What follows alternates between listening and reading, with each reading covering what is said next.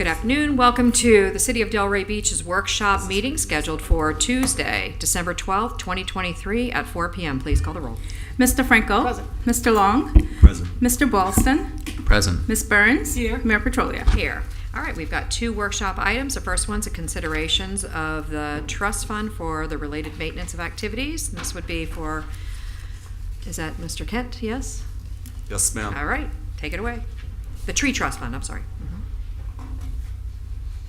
Mayor, Commission, Ken Edwards, Sustainability Officer for the City of Delray Beach. And I'm glad to be here today to have a short presentation regarding tree maintenance.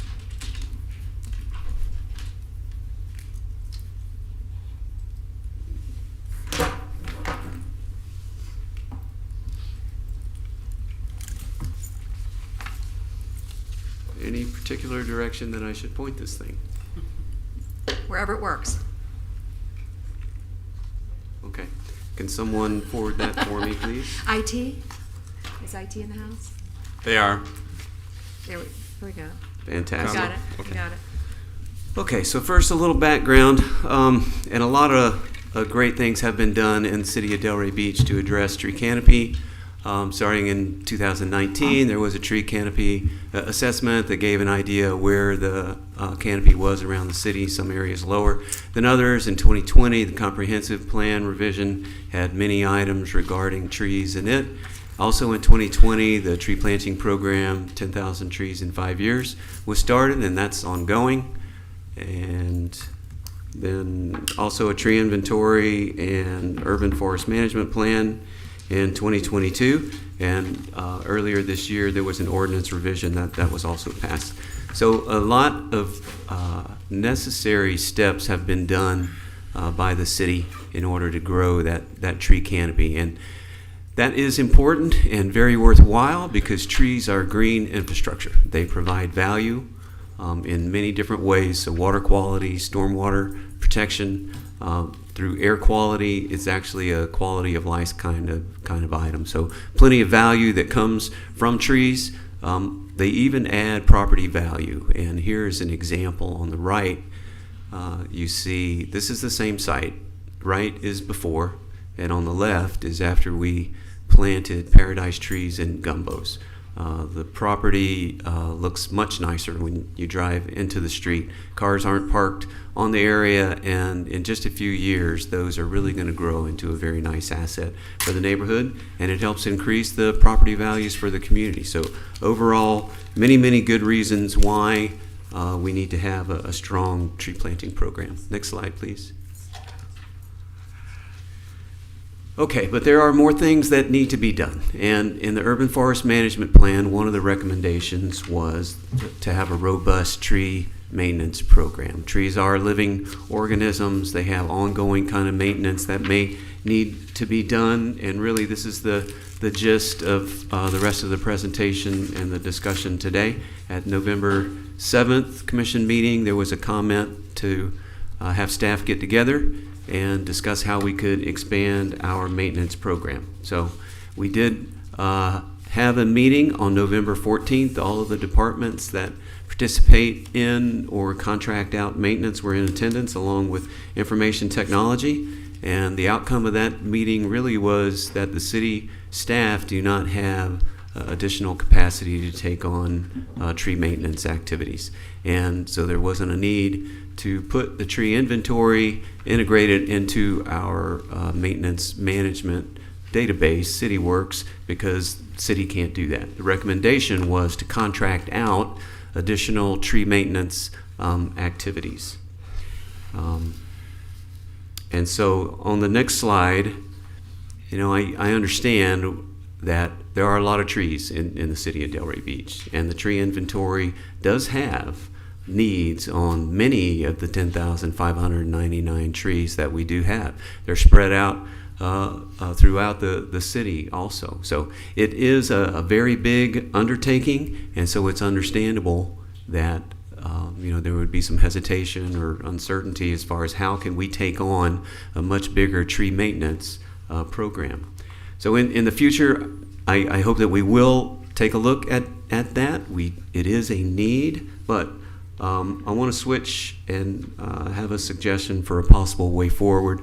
On the next slide, you've seen this before. This was data from the year 1 tree planting. We did a monitoring earlier this year because they are living organisms. We have made an investment for planting trees. And we found that 96% of the trees that were planted in the first year were still surviving. There were some needs that were identified on those trees, but also some more regular kinds of watering activities, mulching, putting on tree guards. So there is some maintenance that can be done just within our tree planting program. And on the next slide, so this is year 2. These are the planting locations for the second year that wrapped up this past June. And the focus there was on priority sites, the city properties, schools, and parks. Again, areas that a lot of people in the community go to, provide a lot of benefit for them. These trees will be coming off their 1-year maintenance throughout the coming year. Some of them already have come off of that. And I just want to recognize Mark Cassini from Community Greening is here. They have done a great job in working with the city on the planting program, and they perform the maintenance, the 1-year maintenance that's in the current agreement. So on the next slide, we have been watching trees as they come off of the 1-year maintenance, and it just so happens that these thatch palms came off of the maintenance program right when we were going through a very, very dry spell in September and October. Just happened. Didn't have hardly a drop of rain for almost 6 weeks, and these thatch palms were stressed, and some of them look like they have died. This really underscores the tree maintenance need, and that even though we have a good tree maintenance program for our plantings that runs 1 year, this would be a way to protect our investment and make sure that these new trees that we are planting are going to survive and add to the tree canopy. Okay, I'm going to switch gears now. The next slide is on the Tree Trust Fund. And right now, there are $439,000 in the Tree Trust Fund. That includes about $178,000 that's encumbered to finish out this year, which is the 3rd year of tree planting, which leaves about $260,000. It is only the Tree Trust Fund that has funded the tree planting program and the 1-year maintenance to this point.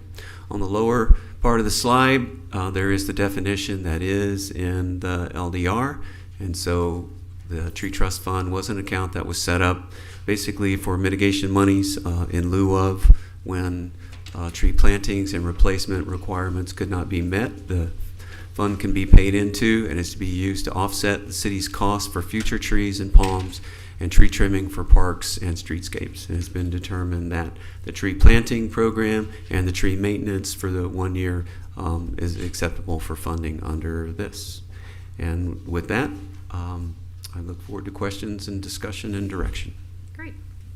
Thank you very much to the commission. Let's start with the Deputy Vice Mayor. Thank you, Mayor. Thank you, Ken. So I've had an opportunity to talk to both you, Ken, and with Mr. Cassini about this a little bit. And at several points, Mark sort of was able to sort of shed some light on how pervasive this issue is in the city with trees that are coming off the maintenance program. A lot of them, not being in great shape. I was wondering if we could hear a bit from Mark to explain that in a little more depth, like some of the areas where this is happening. So I think that would help us, kind of move forward. I think it's crucial that we understand kind of the depth of the issue. And I think Mark is the guy really in the trenches with this, so I'd love to kind of get some insight if that's... You want to come on up and say a couple, you have something you can add? Sure, just... You can either sit or you can stand, whichever you feel comfortable with. Okay, commissioners, mayor, thank Bring you. that to your... Can you hear me? Yeah, just bring it closer to you. There you go. Okay, that's a little better? Yep. Yeah, okay. Mark Cassini, I'm the co-founder and executive director of Community Greening. So I mean, all of you know this has been like a collective effort since we've been doing this now since 2016, and we have really pushed this forward together a lot. with city staff and a lot of different community groups and elected officials. It's been, all of us have really done this. And so we're kind of seeing everything we've accomplished, but also what are the challenges. And I think this is one of the bigger ones. We have all these places that we planted, and we do take care of it for a year. But, it's been an ambitious program, and we've planted, like if you think, we planted every public school that's in Delray Beach. We planted every public park that's in Delray Beach. And trees do need extra care after that 1 year. So, especially if like a trunk guard, for example, it seems small, but it's a piece of plastic that protects the bottom of the trunk so a weed whacker doesn't girdle it, which means basically just, taking away all the bark off of the bottom, and if a mower hits it, and that happens in the Florida sun, the trunk guard deteriorates after a couple years. And so when we were smaller, Matt and I would just go around and we would keep taking care of trees, even though they were off of our contract. We always did that. We'd get a call from a resident or from a city staff person, so we would just go out there. But now that we're really too big and that we're working in other cities, we can't do that ongoing maintenance. So, we just showed the Florida Forest Service Boy Scout Mike Maychek Park. So I was planting a couple years ago. Some trees that are leaning, there's other trees that are missing trunk guards. You can kind of say that in, Atlantic High School, we planted a couple hundred trees there. Those are now off of the contract, but they continue to need these kind of, extra care. So that's why I felt it was an issue, that it was something that maybe we could solve together on how we can, because we have, we do want these trees in these places. We've all worked really hard to get them in the ground in those places. We put a lot of work into maintaining them in that year. It's just that there needs to be this next level of ensuring that they survive and they do what we wanted them to do from the point of planting. So I'm happy to answer any questions. What areas have you seen trees that have either died or, could die based on damage from lack of maintenance? It can really be any places we planted. So, Merritt Park, it comes to, top of my head, Orchard. It really could be any places we planted, Knowles, all of the parks and the schools. There is that extra touch that you need to go in, and you can't do that in the first year even. Maybe pruning a codominant leader, which is, making it more susceptible to being blown over in a hurricane or splitting if it wasn't pruned in the, after year 2 or year 3. So, you could really name any place that we've gone to. And if we went back to like Carver Middle School and we were able to see what needs to be done on certain trees, and that's kind of, what I think is needed at almost all sites. And then the other point that Kent made is that we are in periods of, drought at certain times, and there are longer dry spells. And so you should really be having your eye on a tree for the first 3 years. When we did this initially, it was that first year. And in that first 3 years, you should really be on call by, noticing, like even right now, we haven't had rain really in 16 days. So it's like, okay, we're getting into something happening. Hopefully it rains later this week. But you would need to be having everything in that first 3 years, really. And so we're not losing trees like you saw on 10th and Swinton. So last question, I'll let you guys jump in. You in the presentation, it listed how many I think you guys have done since the campaign started. It looks like it came out to like 1,200 plus like 900. Is that roughly where you're at as far as how many you've done since the campaign started? Like a couple thousand? Yeah. 2,000 plus we have another 200 to 300 this year that have been planted. Okay.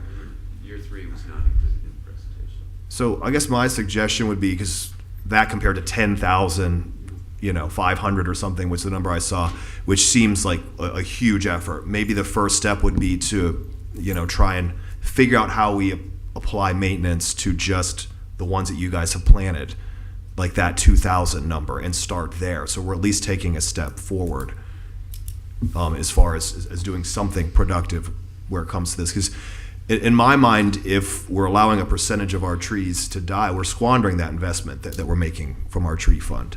I think we can do both. Yeah. I think we just need to kind of increase the time frame. It sounds like to include maybe, if your recommendation is 3 years versus 1 year as maintenance, as to really ensure that we have a really good, robust tree that can make it on its own. That's maybe what we kind of consider doing. And I was going to ask, do you have figures as to what it costs on an annual basis to do this maintenance?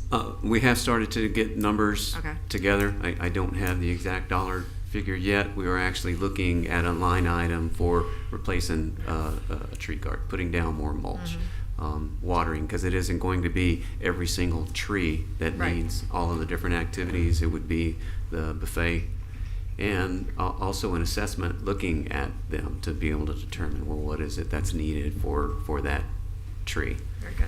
All right. So, And it does make sense that this would be an initial step. It is a need. It is protecting an Sure. investment. We do need to take a look at the larger 10,599 trees. Plus, there are areas that were polygoned also. They are forested areas like in Orchard View Park or Leon Weeks. We didn't get an inventory on every single solitary tree. So we're developing the program. We've done a lot. There are additional steps that we need to do. I think it would be a very important one to take care of the trees that we've planted so far. It'd be worthwhile, maybe in next year's budget cycle, because we did have multiple discussions in this year's lead up to the budget. Maybe next year we dive in and go into more detail. okay. Commissioner Frankel? Okay. Commissioner Burns? Just want to say, thank you for the presentation. And working at Village Academy, I got to see firsthand the 100 or so trees that Community planted. Green put there. Really, beautified the campus. However, after that first year, the teachers were out there trying to figure out what do we want to do with these trees. So I understand and I support efforts to come up with a maintenance program to take care. I can imagine all over the city because I know what happened just on that one campus. So What do you mean by that? What are we going to do with the trees? What were they needing to do? Just some of them were dying, some Okay. of them were Oh. overgrown, Okay. and the contracts to take care of those trees are not on the district's Right. payroll. And once community greening 1 year's over. yeah. What happens Yeah. next? Okay. One other question. So the 439,000, that is to purchase more trees. could be Right. anything. That's all that is available in the Tree Trust Fund right now. Some of it has been encumbered for current year. Okay. Yeah. But it can also be used for maintenance. Yes. It has been used for Yeah. the 1 year. Yeah. It's not like restricted only to purchase. It can be used also for maintenance. That's my understanding Yeah, okay. and what we have been doing, and it does make sense. Yeah. It does. So Vice Mayor? Yeah, I met with Michelle earlier, and she recommended that we put in motion a policy change, just to be really clear about that. If we're going to start using these funds for maintenance, so that's the only thing I was going to add today. Is I think in parallel, you're working on some of the costs and some of the strategy behind that. I'm absolutely in favor of we're planting all these trees, not dumping it onto either another government entity, right, like such as a school district, or on one of our other departments that already have a lot of responsibility and are stretched thin. Sorry, I don't mean to interrupt. I think it's more than a policy change because that definition is in the LDRs. Okay. If you look at the definition, the end of it talks about tree trimming. Yeah. So I think we need to change the LDR first, so we can do an amendment to that definition to add maintenance, and then we'll be able to do it. I mean, So- that has to go to the Planning and Zoning Board, but Right. it's a quick and easy change. I'm in favor of starting that process so that we could utilize the tree trust funds to maintain the trees that we're planting. Mr. Moore? So, in addition to that direction, we're all on the same page in that regard. It will also necessitate consensus relative to necessary program, budget development, et cetera, along the lines of what Mr. Cassini and Ken Edwards talked about. So, as we go about the process of the applicable policy changes and that will be followed by applicable program budgets once we get to that place as well. So, we would like to have that consensus, and I think that'll take care of it, and we'll work with all departments accordingly. Okay. I'm going to put my 2 cents worth in here too.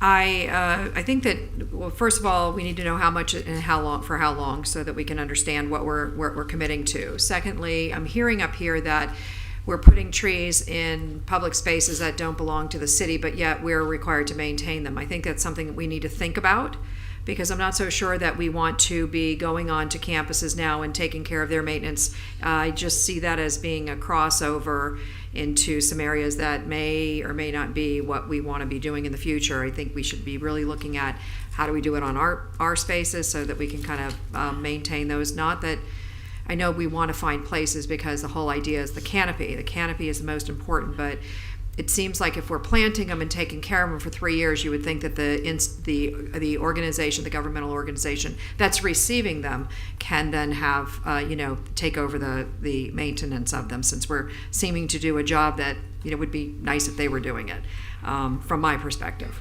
So I would like to get that clarified, and we're doing this for the right reasons, but I don't know that we really have a plan to keep the big trees that we see going down over and over again, the legacy trees. I think that we have to cross that as well. And that's a hard line to cross, because what you're doing now is you're saying in your city that certain trees are important and they may not be on public land, but it does add to that that canopy that we cannot get back for 50 years, 20 to 50 years, depending. So, and especially when they're taking out these huge shade trees and putting up pencil, palm trees, we're never going to have that canopy back. And so I don't know if we're doing 2 steps forward, 5 steps back. That's something that you guys are going to have to tell us through the inventory and the canopy cover, and seeing if it's actually just staying the same or if we're actually increasing that. That's something that we really have to keep on top of, because if we really do want that canopy, no matter what we're doing here, we could be actually just not doing enough to be able to maintain that canopy. So I think that that's important for us to continue. And then in addition to that, we have been talking about for a very long time, and we have not done anything with this overlay of trees, canopies on the, especially the palm trail area. Don't know where that is, but would love to have an update. And I don't know if we're moving forward on that, but I know that community is very much solidly behind it. So I would like to see, and again, they understand the value of trees. They know that it makes their property values go sky high when they can have a tree-lined or a tree canopied street. So I would love to, just continue to try to see if we can take that idea, get it to the end, and then possibly spread that around so we have other communities that are embracing the same idea. And we can help with that. Again, this is adding to our community of trees and the canopy, and it makes sense for the city to help out. But I don't think that we can maintain all the trees in the city, because I think that that's something that once we plant that tree, it has to, especially if it's on private property, has to become their responsibility to maintain. So, but I'm good with, finding out the numbers and continuing the program and increasing the maintenance on it so that we do. And by the way, I drive past a lot of the areas that you guys have planted trees, just thinking, Spady the swale lost a lot of those, but that was, I think it's because it's very, very wet, and then it becomes very, very dry. So it's just, I don't know if it was a good spot for those trees to be planted. Most of them did not make it in that one little swale area. I think you guys have replanted kind of on the perimeter, which I think has been more successful. So, and then of course all across our I see the water trucks that you guys are out on the golf courses. So good for you, because I know we lost a lot of those trees during the last big weather event, and you all are replacing a bunch of them, and they look great. So just want to let you know, good job. So you have my support. Just want to get a little bit more information, and also just make sure that whatever we're doing as far as changing our LDRs or whatever we're doing, that it does make sense for the city moving forward, that we're not taking on too much of a responsibility. Oh, do you have anything else? Just a couple quick comments. And by the way, I agree, Mayor, regarding the legacy trees. I'd love to have more of a policy discussion about that I at would some too. point. And I'm fine to have it again. We have had Yeah, it. we are. Okay. But we just haven't really done anything. Lynn's, I know, because Lynn's like it's- smiling I know. because Oh. there's so many Like the legal party. restrictions on private property. You buy property, has a tree on it. It's your tree. Yeah, but we don't allow people to take down the big trees too, unless they're, unhealthy, which of course they always are. So No, but it was explained to us in a recent presentation that when they do, they have to plant 2 other medium-sized trees or 1 palm or 3 palms. And Right, you're you never went going to through get the the whole size program. back, but you will get Right. additional trees. And remember, Tallahassee has preempted us very sternly concerning trees and our ability to regulate and permit trees, absent, something exceptional. But I did find that some cities do have voluntary programs where homeowners can, Commissioner Boylston has a legacy tree on his property and he wants a beautiful plaque from the city. That's how a lot of cities encourage this by, almost like providing a program where you get the plaque and the city acknowledges it and honors that resident.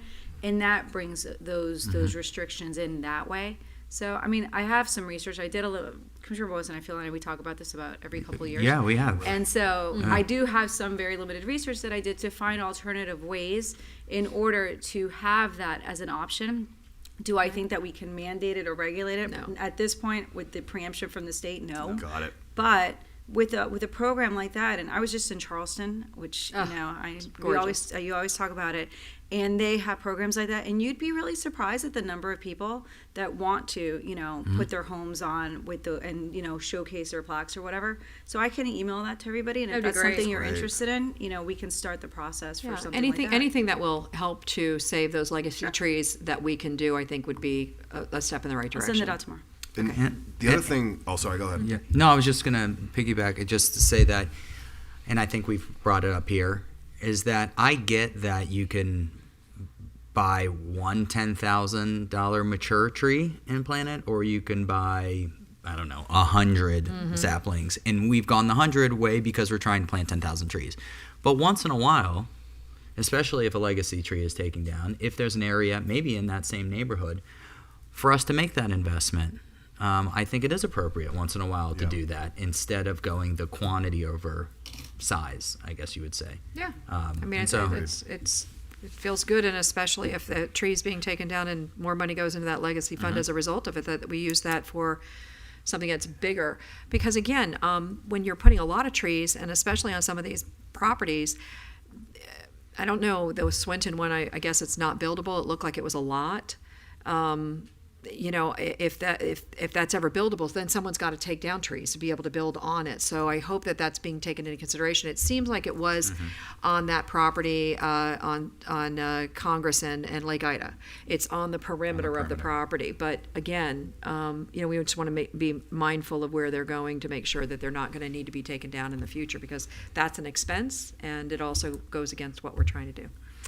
All right. Would it make sense to reach out to the school district to speak about your concern regarding once having this maintenance on schools, we don't it's not our property, but maybe have them pitch in towards the tree fund or just towards the contract, something. Does it make sense to at least reach out to see if there's any interest there? Well, there's definitely someone on this panel that could probably reach out to. I know some folks somebody, there. Yeah, I was going to say. I could float it. Why there you not? go. I would say, do it. You never Most know. of the schools figure it out and have volunteers to do it, because the situation with Village Academy, the maintenance person had 7 district schools, so he inherited 700 more trees, and he was like, the district doesn't want to, take on that cost. So the schools have volunteers, and that's what we got at Village. So Well, that's Yeah. great. it's But I think it's without a their- conversation to have. Yeah, but without their land, being able to plant on their land, we would be nowhere near Of course. trying 'cause to they hit our have all the goal. So land. it's like, Absolutely. Yeah. So we want to try and do that. All right. Anything else? Sounds like, do you have enough information to move forward with? Right. Kim? All right. Very good. Thank you both for coming in, and thanks for the presentation. All right. Moving on to the presentation on the concerning the parking considerations. Mr. Moore, are you going to be doing that one? Yes, just to initiate it, and this is based on direction offered during the November 14, 2023 City Commission meeting, in which prior to that I offered clarity via email communication to the City Commission that the focus will be the railroad lot at the given time. However, previous to that, there's been contemplation of other aspects of the parking management plan. So this evening's dialogue is to simply achieve a sense of clarity in terms of direction moving forward. Nevertheless, the administrative direction remains the railroad lot. Likewise, we have Missy Barletto, who is also accompanied by Director of Development Services Anthea Geniotis, and the Chair of the Downtown Development Authority is also here to assist the discussion, Mr. Brian Wilson. Ladies and gentlemen, please, beginning with Director of Public Works, Missy Barletto. Good afternoon, Mayor and Commission. We are bringing you a more comprehensive overview of the parking program than, than we have done in recent past meetings. There's a couple of new commissioners on the board who haven't actually sat through the past and present of parking with us in the recent past. So I wanted to very quickly, since October 10th meeting where staff was directed to put meters in the railroad lot, I wanted to go over some of the things that we have done historically since that time. October 10th, there was a commission meeting. October 20th, the city manager included information about potentially putting meters in all of the downtown parking lots. We took that presentation to the Parking Management Advisory Board. Discussion from that board was generally in favor of metering the lots, with a request for longer time limits than what was being presented at that time. There was also public comment offered at that meeting that asked for a delay to implementing the metering of the railroad parking lot, as well as waiting for wayfinding signage to be installed and an employee parking program to be implemented. On November 9th, the city manager provided direction to staff based on some of those public comments that we would only meter the railroad lot at this time. November 13th, we presented this information to the Downtown Development Authority Board. Members of the Merchants Association were there and provided public comment at their board meeting, again requesting delay and later time limits for beginning the metering in the railroad parking lot.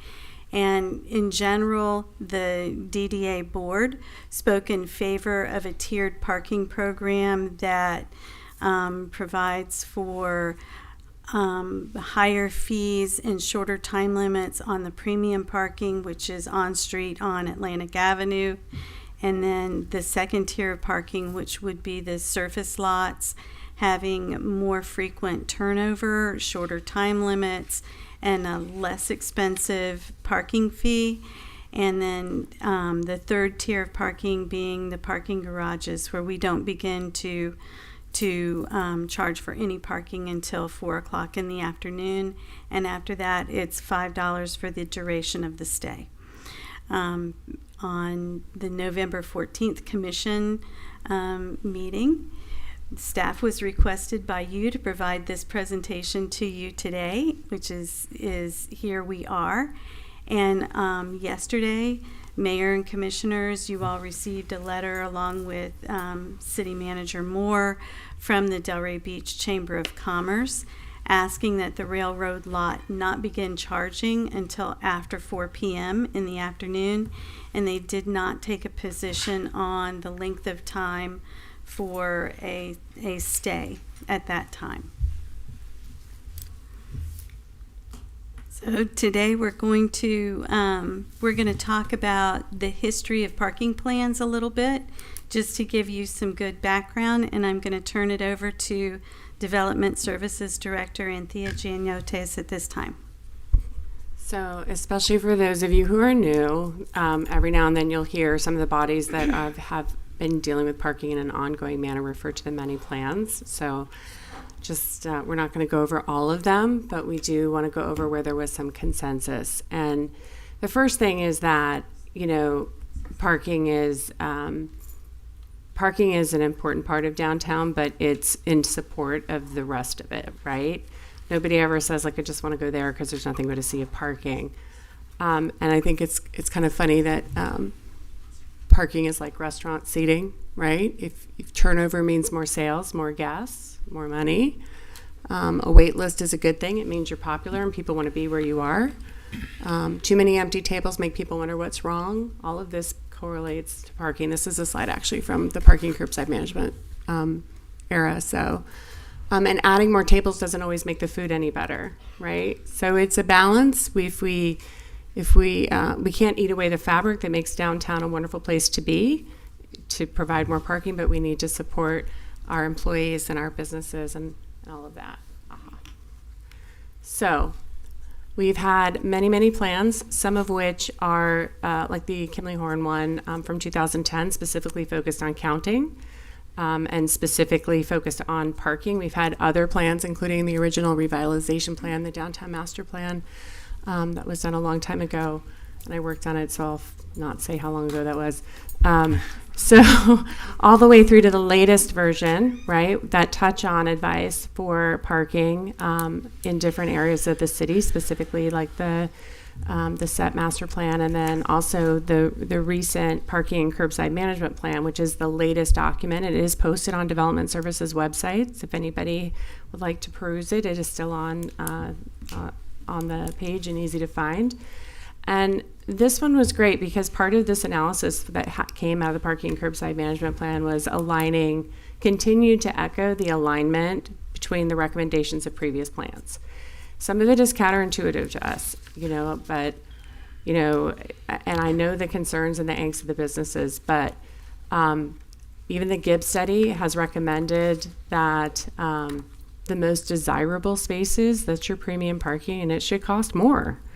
And you need a strategy to, put the longer term parking into the garages. And so that should be the least expensive option, right? The people that move into the garages.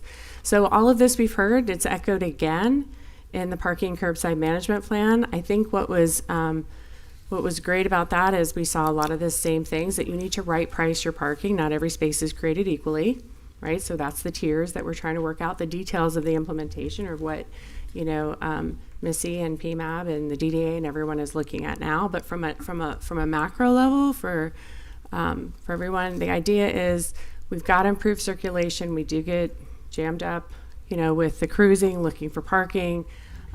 We need to fine-tune turnover. That is a strategy for increasing downtown sales, is fine-tuning the turnover. We need to provide a system for our employees.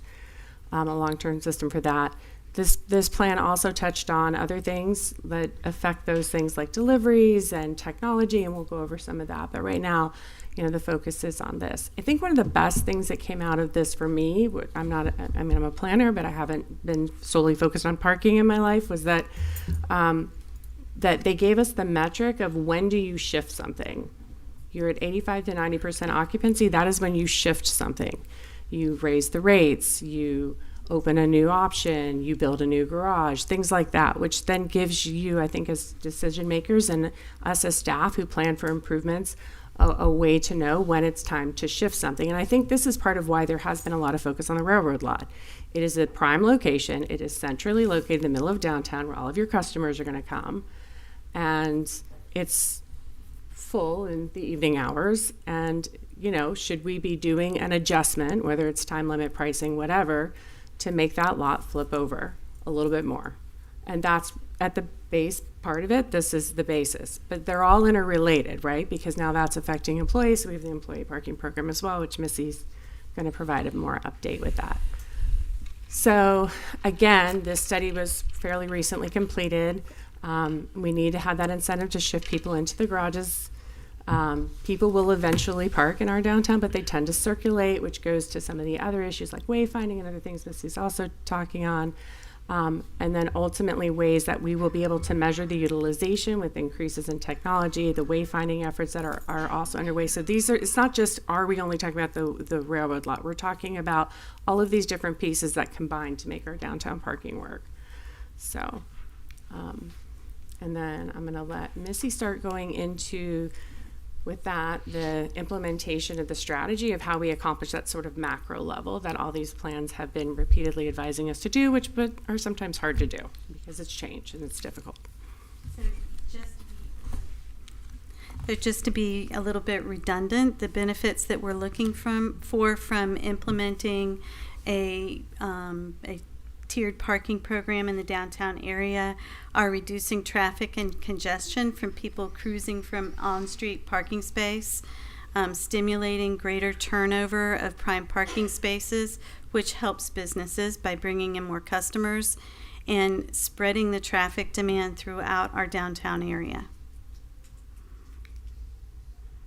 So, to our direction from Commission on October 10th, this is the implementation of the railroad parking lot metering. We are here tonight at the Commission workshop. To begin with, we will, once a date for when Commission is ready for us to implement this program has been established, we will do an initial public outreach for a minimum of 1 month prior to activation.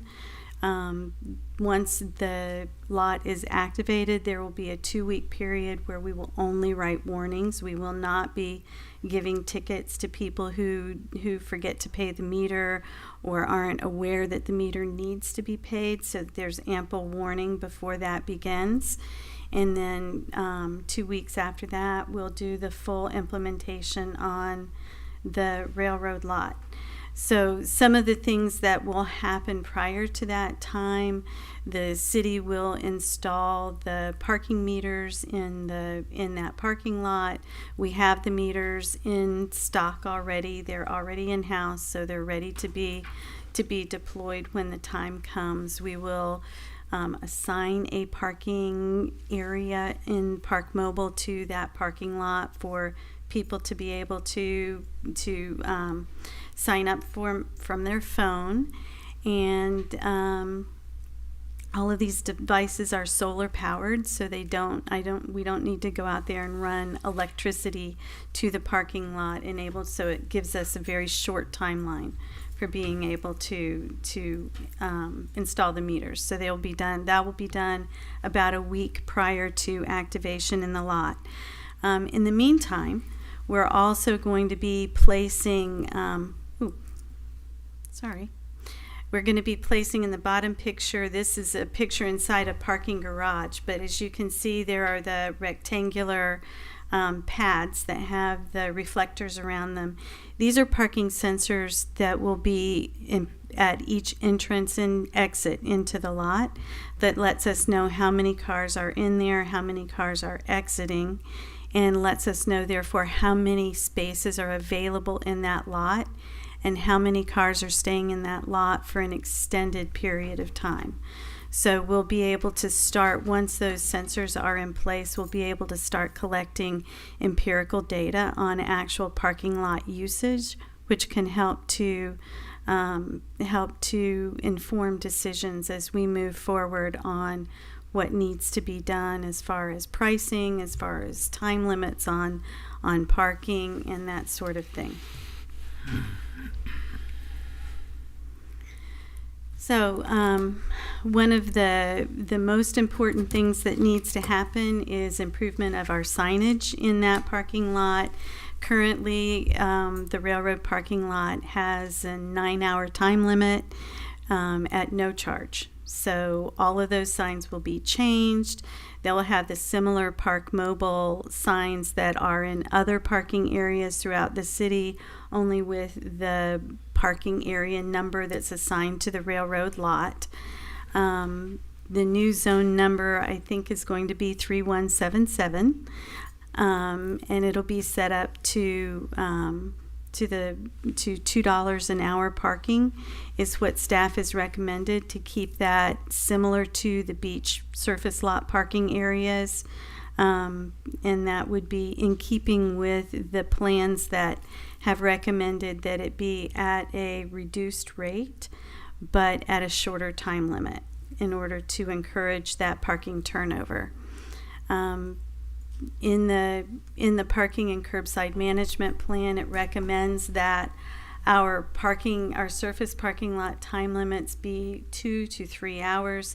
Staff defaulted to the longer of those two selections, but that lot can be timed for any time that commission desires. So these things are suggestions from staff. They're not cut in stone, and no decisions or anything have been made based on that. The production time for getting the new signs completed and ready to be done is 2 to 4 weeks, depending on the contractor. And what time of day we begin the paid parking is to be determined also. We're hoping to get commission direction from that today as well. If we wanted to make it similar in time to Atlantic Avenue, we would start that paid parking at noon.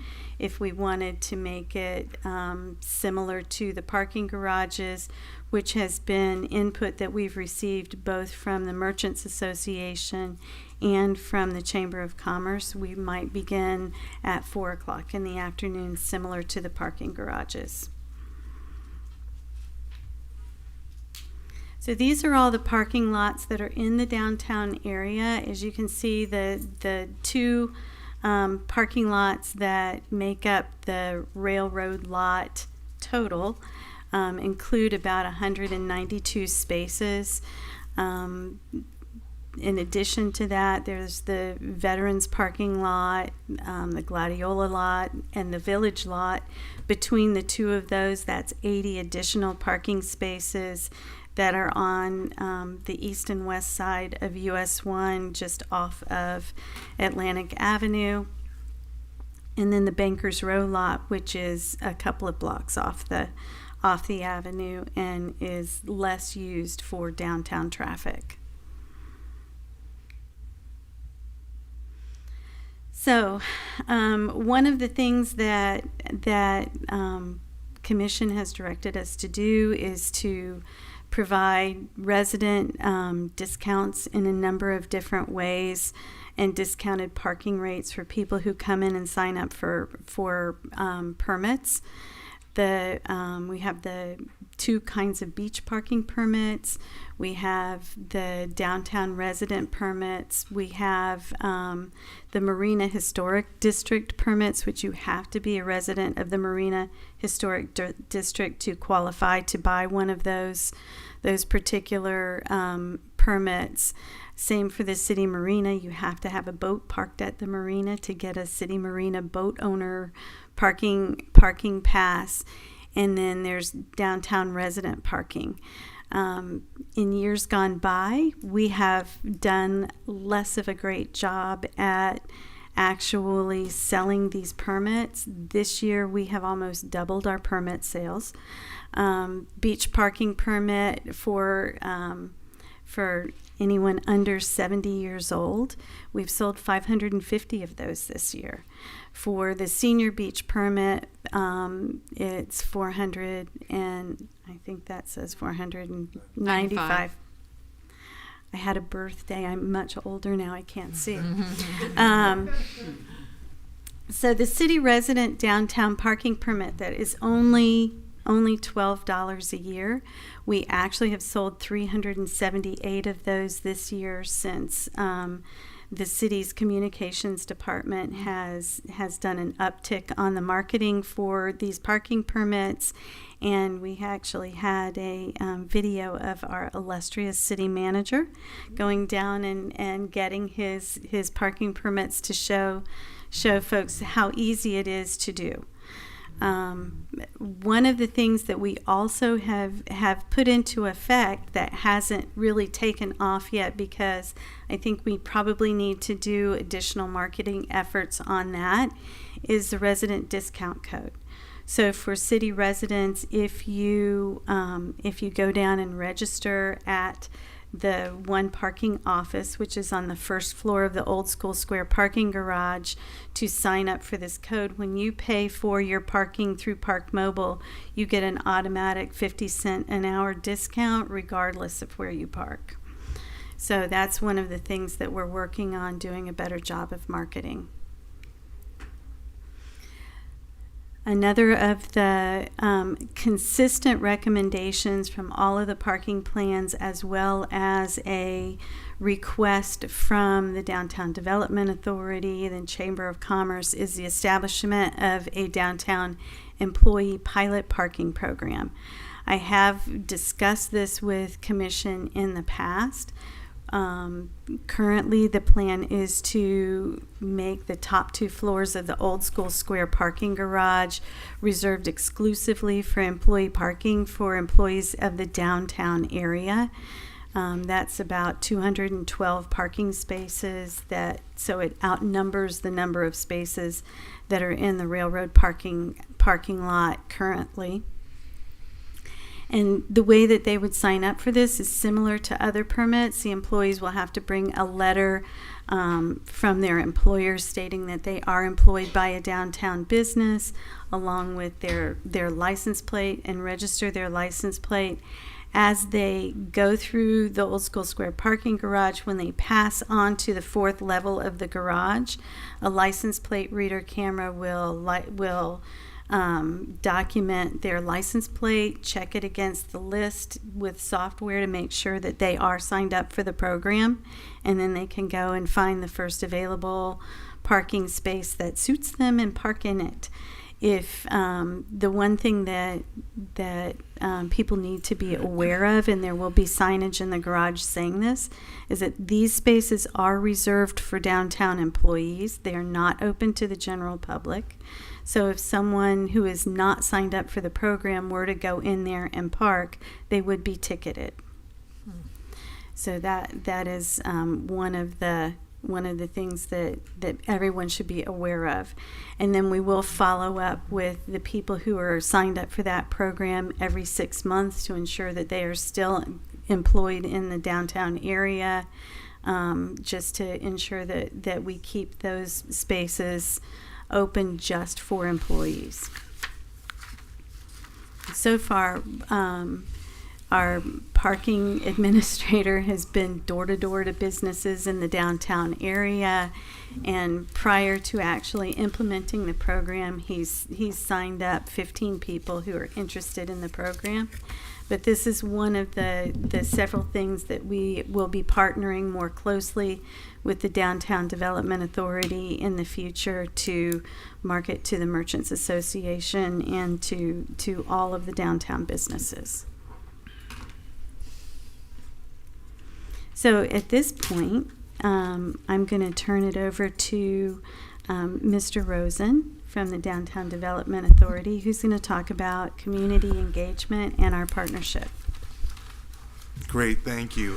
I just want to start by saying it is really an honor to be here representing the DDA with the city staff and the commissioners here. Parking it's an important part of the DDA and our mission here in downtown about creating and sustaining economic vitality. And I can tell you the staff's been working hard on this. I was on the parking advisory board in 2010 looking at that first parking management plan, where just an overview of the city. I'm going to take a step back for a second and just say, when we're looking at a parking management plan, it's a holistic approach, and it's really about changing these behavior patterns where right now there's a huge lot of 100-something spaces right in the center of our downtown that's free for 9 hours versus the parking garages, which cost money. We knew this was a problem going back to 2010, and something we've always been looking at trying to change, because it's hard to make changes with the parking garage when there's so much free parking. And it ties into bicycle and pedestrian studies, which we're working on in the city now, and I'm lucky enough to be on the board of that. And it's really, there's a lot of different pieces to this puzzle. It's not just parking, really. And again, it's just honor to be here. Some of the things I think that the DDA can bring to the table is, one, we have our Merchants Association meeting, so we definitely really try to keep our thumb on the pulse, or our finger on the pulse, I should say, of what's happening with our merchants and their thoughts surrounding this. In general, I think one of our real strengths, especially these days with the DDA, is our ability to communicate to the public and to the visitors and to our residents and to the businesses here in Delray Beach, and really do a lot more, in promoting these parking programs that currently exist to help people take advantage of them. 50 cents per hour, it doesn't sound like a lot, but if we're saying it's possibly 3 hours there, that's $1.50 per visit. If you're staying longer than 3 hours, it's $4 per visit. And if you're visiting the city multiple times during the day, or even once every other day, this adds up to thousands of dollars. And it's a real benefit to our taxpayers inside our city, and they should take advantage of this. So it's some messaging that I think we can really help with. As we kind of go down, it's the behaviors. I'll tell you now, the piecemeal part of this, which I know we're looking at just the railroad lot at this point in time, but, you know, going back to one of the other slides, there's another 100 and something spots that are available totally free all day, being the Gladiola lot and, you know, the lot behind, you know, between the Federals by the old hardware store / Starbucks there.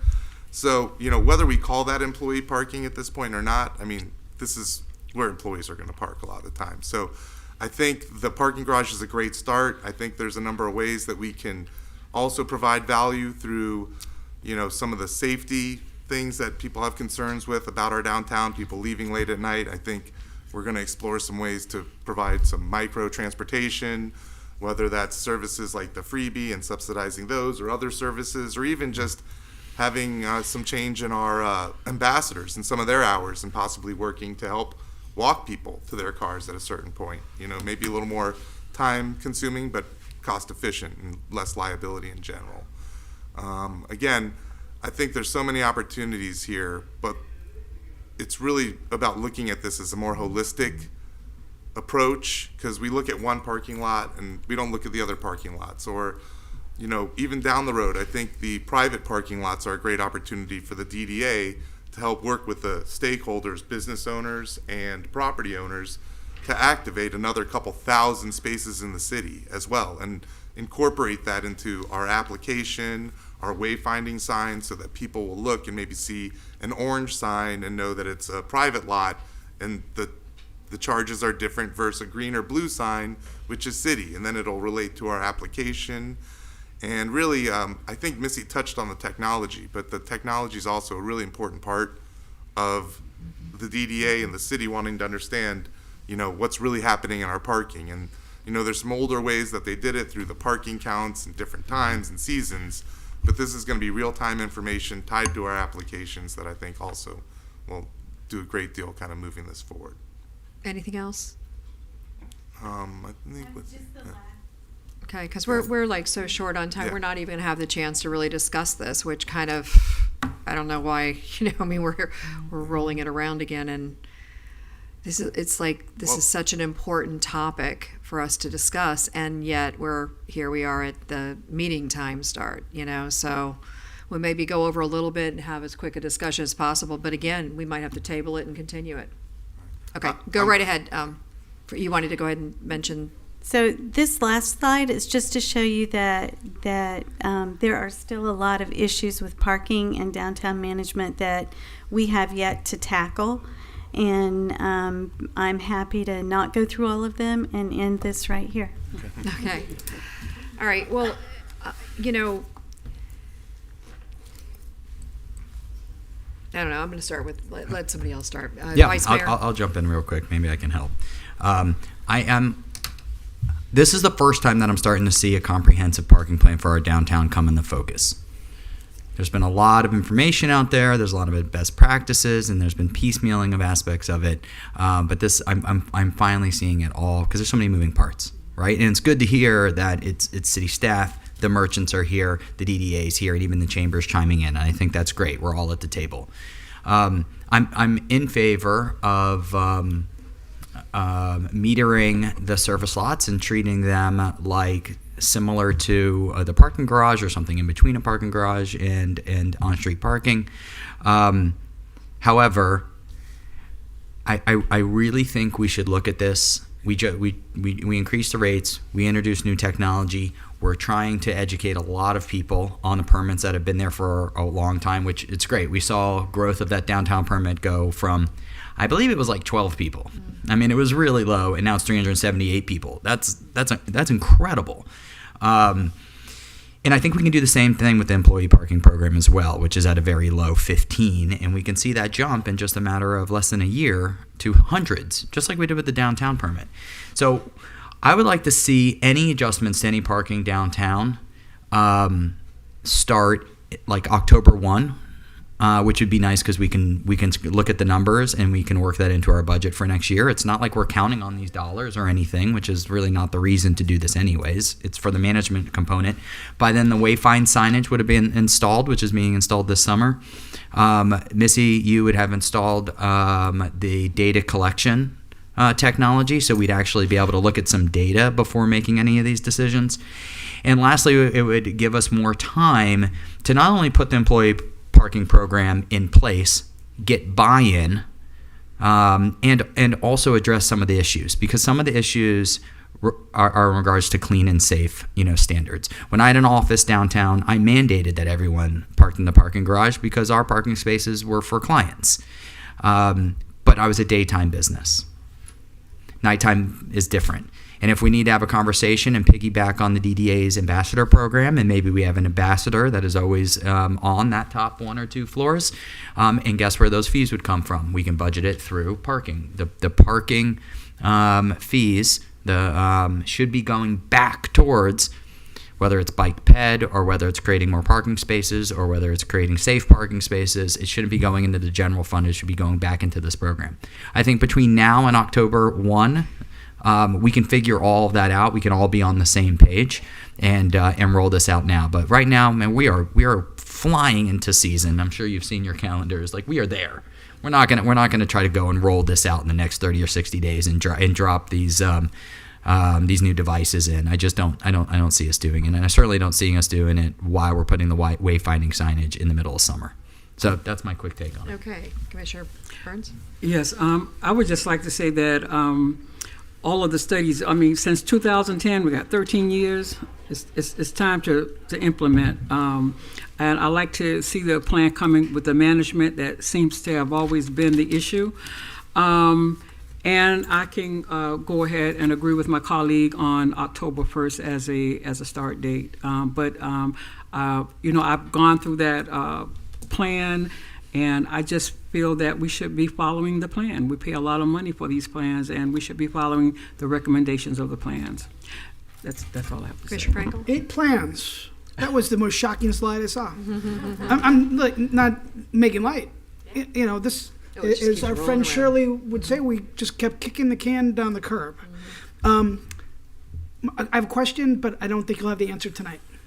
And it's a broad question. What other cities have these employee parking plans? Because when I park in a garage in West Palm Beach, I don't see reserved parking for employees. When I go to Fort Lauderdale or Miami, I don't see garages with reserved parking. When I go to Manhattan or Chicago, I don't see it. Now, it could exist. I just don't know the answer, and it may be an impossible question to answer. But when we have someone that going door to door and 15 people are interested, I wouldn't take up 2 rows of parking in the lot. I just think it's a lot. Another question I had, Missy, you may not have. You mean 2 levels? 2 levels, Thank yes, 2 you. levels, Okay. thank you. I asked how many private parking lots are charging. Did we ever find that out in the DDA or downtown area? That is a great question, and we can go back through the business tax receipts and find that out for you. I do not have that information for you tonight. I think it's important for the discussion, because since we met in October and I asked this question, docks, they charge for parking. The salon on Northeast 2nd and the railroad tracks across from the Charge for salon, parking. they charge for parking. North of the Ray Hotel, where the post office is, they charge for parking. Behind Tremonte, it's $12 an hour. I think, Lynn, didn't I send it? It was like 10 or $12 an hour, 2-hour minimums. Much more than what the city's interested in doing. The private lots seem to, get a pass. And, the chamber's not saying they oppose it, or the DDA, they're not opposing private lots. Go ahead, I'm sorry. Atlantic Crossing, I think, is $3 an hour. Delray Marketplace is also charging. We can reach out to some of those owners and see if they have an employee.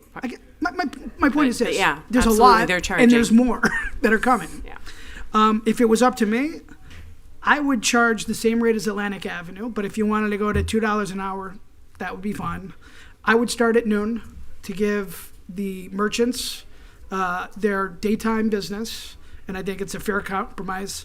And I'm talking railroad lot only. I wouldn't charge in Bankers Row. That's off the avenue. There's other lots that are off the ave far enough that I just think the railroad lot, that's prime real estate. I would put signage that says free parking that way with an arrow. I think a lot of people don't mind paying for parking. If you look at Atlantic Avenue at lunchtime, every spot's taken. People don't mind paying. But if you put signage in the railroad lot, that's directing them, particularly with the employees, it's all employees that park there. It really is. It's all employees that park. They park there. They park at the CRA. That's where they park. They don't park in the garage. And the thing about residence discounts, I would be in support of that as well. But to me, unlike my colleagues, I'd start tomorrow. This has been going on way too long. And ASAP for me. Thanks. Deputy Vice Mayor. Yeah, I wish we had more time to discuss this. I had a whole bunch of things I wanted to talk about. I wanted to have our police chief weigh in on the safety component of this a little bit, but we're not going to have time for that, unfortunately. And I spoke to one of our merchants recently, and she brought up some really great points about the turnover time in the spot. So I'd like to have some flexibility in that going forward and hopefully talk about that in more depth. Maybe going beyond that 3-hour mark if it makes sense, but just really talking about that. But I agree with all my colleagues up here so far, but I have to side with Commissioner Frankel on I would like to see us start this sooner than later. I'd like your recommendations, though, as far as when we could implement this and roll this out properly. I don't want to rush it, but I also feel like waiting 10 months to roll it out is maybe a little bit too long. This does feel like a thing that's been perpetually kicked down the road for years, as you presented. I'd like to see us move forward on this as expeditiously as we can within reason to make sure everything's being done correctly. And I do want to commend you guys on doing a great job with upping the parking permit program. Great work with all the PR and stuff around that. And last thing is belated happy birthday to Missy. Happy birthday. We can stop mentioning that now. That's fair. It's a birthday month, it sounds like. Okay, I have a little bit of an issue with exclusively quarantining off the top 2 floors of the parking garage, specifically only for the employees. I can imagine that is a coming and going thing. I would imagine that we probably wouldn't have a lot of, the parking spaces would be somewhat unused possibly, and when we have these events downtown, that would really impact the amount of parking that's going to be available for people that are coming downtown. I have a problem with that. I just think that's too big of an ask, and I don't have a problem with waiting if you feel like we need to do that, but again, every single thing that we're doing here, guys, has a ripple effect. And my biggest fear is that the ripple effect is going to be, it could be the one thing that, really breaks the camel's back or bursts open that golden egg that we have. I feel like we need to do this, but in baby steps, truthfully. I think that if we do start doing something at the parking lot on the the only thing I would really consider doing right now is just what I think some of the organizations have said that they would be willing to support. That is a after 5 o'clock parking meter at the railroad tracks. Because if we start doing, now we're going to do that coupled with the 2 levels of the garage, you don't know where the problem is. If you have a problem, it just becomes almost like this bigger thing that starts to develop. So if you take one step at a time and see if that works, or maybe adjust it a little bit, that's kind of what I feel like we should be doing, because there is a balance that's happening right now with everything that's going on. It's working. Even though I know everybody gripes about parking, it's because we're a popular town. I get it. But every time I go down to West Palm Beach to go to the TPA, I'm spending dollars of my money to park. I mean, nobody's giving me a free parking space down there. So I don't know how realistic it is to expect that we should be offering free parking in certain areas, but I also know that during the day with these businesses that we're trying to keep in business, it can make or break them. If people are not coming to our downtown corridor during the day to go to those retailers, we may end up being just an entertainment district. And I'm not so sure that really is what we're trying to achieve here. So we have to be very careful with what we're considering doing. And that's a lot of parking spaces up on those 2 floors that nobody else can park in. And then, by the way, great, get them a ticket so that they really don't come back in the future. I just have to tell you, it's just such a turnoff. For people that are coming in, and we've changed the rules again, and they've been doing this for years, and even though they may have not might have not read it, but it can really actually make people not want to come here. So I think we have to be very careful what we're doing, and I know that that's not giving you the direction. I know you've got 4 or 5 different directions here, and I'm just going to tell you, I think it just means that we need to talk about it further, and it probably needs to be step by step or an entire comprehensive plan that makes sense for our entire city. Because what we're doing is we're Band-Aiding it. And I just don't think it's what we should be doing. I know you said that it's, Vice Mayor, you said that it's more comprehensive than we've seen. I agree with you, but I just don't think we're there yet. I know, and I And think by know- October and 1, I think we could be. I don't disagree with you. I think it needs to be worked on, and especially after March 31st. That's when yeah. you really should start And I- working on this. I see what you did there. So if I may, ladies and gentlemen, Yes. in an effort to wrap up, I mean, we've heard the feedback, and that was really the principal purpose of today's dialogue, is to garner feedback based on direction having been offered to date. But we will likely come back to the City Commission with a series of other discussions to help us get this full circle. So this will take a little bit of time to get us to the place in which we need to be. However, there is some concrete direction afoot, and we will execute accordingly. And as we continue to work collaboratively as an executive leadership team, we'll be coming back before the City Commission beginning in the coming weeks and beyond. So likewise, I think we're comfortable to proceed based on the feedback to that effect, and all departments and the Office of the City Manager will collaborate accordingly and be back before you. Great. I don't know how you're good with that, but you know what? God bless you. I'm glad you are. I am. And I think we will be as well. All right. I think there's nothing more correct. All right. I'm going to end this meeting so that we can get ready for the next one. Meeting adjourned.